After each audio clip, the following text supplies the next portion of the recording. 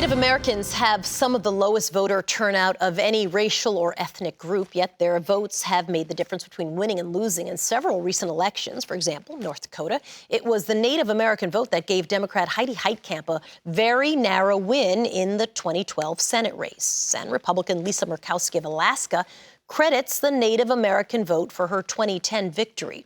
It's estimated that there are more than 4.5 million eligible Native American voters. Only 34% have registered.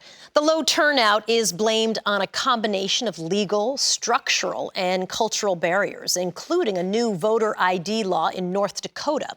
Jacqueline De Leon is a lawyer with the Native American Rights Fund, and she's also a member of the Isleta Pueblo tribe. It's so nice to have you with us. Thank you so much for having me. You bet. Let's talk about some of those structural problems. There are not enough places to vote. The ones that exist are very, very far.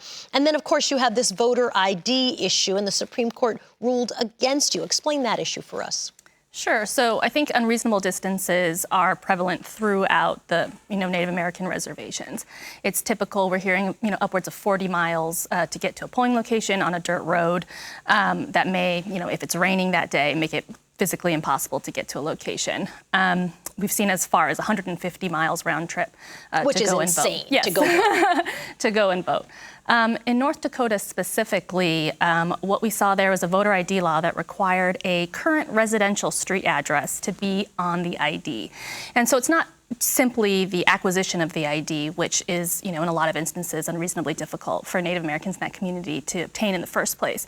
But it's this current residential street address requirement that's especially disturbing. And that's because Native Americans often lack street addresses on their homes. They live in rural areas. And more often what the case is people are using P.O. boxes in order to conduct their business affairs. So if you have a P.O. box, you can't vote. That's right. How devastating is what the Supreme Court decided to Native Americans who want to vote, or getting that number that's in the mid-30s higher? So I think that the continuance of the Eighth Circuit's order is going to have, a terrible impact, and we're going to try and mitigate that as much as possible, but a terrible impact on voter turnout. But I think it also sends a message to Native Americans that the realities that you face aren't important enough to take into account. There are other issues as well. I mean, people have long talked about that Native Americans don't really trust the federal government for all kinds of reasonable reasons when it comes to voting and other things as well. How much of a role do you think that plays? Yeah, so, we conducted a study over a series of states, and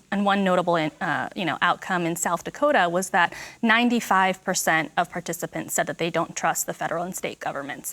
And that's, like you said, rooted in long-standing reasons. But, in South Dakota, for example, recently the Crow Creek Reservation requested a polling location for its 2,200 people that live there. The county denied that request and instead gave the polling location to a town of about 8 people. And so what we see is messaging that continues today that you're not wanted and that we're not going to accommodate you. So do you think that the disenfranchisement is very intentional? This is not an accidental, oh my goodness, listen, we need a mailing address and just so happens you don't have one. Do you think the whole goal is to say, if we can keep Native Americans from voting, that's a net plus for the people who are in power? I think it really depends on the region and what's going on. Often it's neglect, right? And it's just this idea that we haven't really thought about this constituency. And so, this polling location happens to be really, really far from you, but it's not this sort of intentional kind of discrimination. In other cities, it's the counties that are in charge of running elections. It's a very local issue, and there are deep-rooted historical and current undertones of racism that persist. So we do see overt discrimination. Jacqueline De Leon, good luck with this. Thank you so much. Appreciate it. You bet.